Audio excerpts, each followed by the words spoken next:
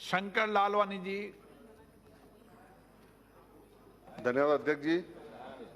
मैं आपसे सिंधी में अपनी बात रखने की इजाज़त मांगता हूं।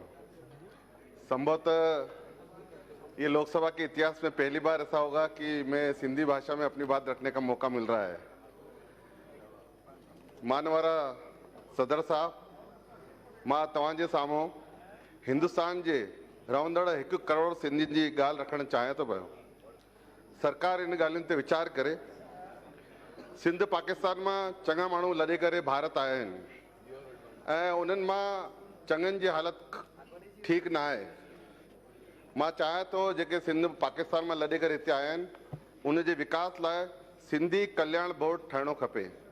ॿियो, सिंधी कला ऐं संस्कृति जेकी दुनिया में सभिनि खां पुराणी संस्कृति आहे, मोहनजोदड़ो, सिंधु घाटी सभ्यता, उन लाइ राष्ट्रीय सिंधी अकादमी ठहिणी खपे।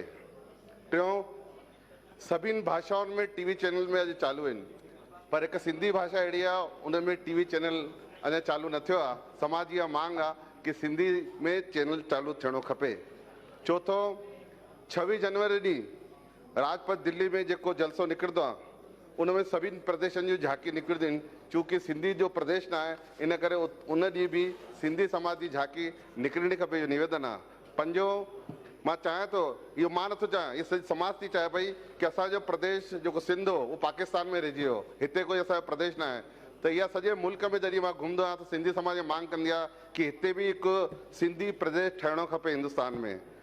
छओं, हिकु सिंधी यूनिवर्सिटी बि असांखे हुजणी खपे ताकि असांजा ॿार सिंधी में पढ़ी लिखी सघनि।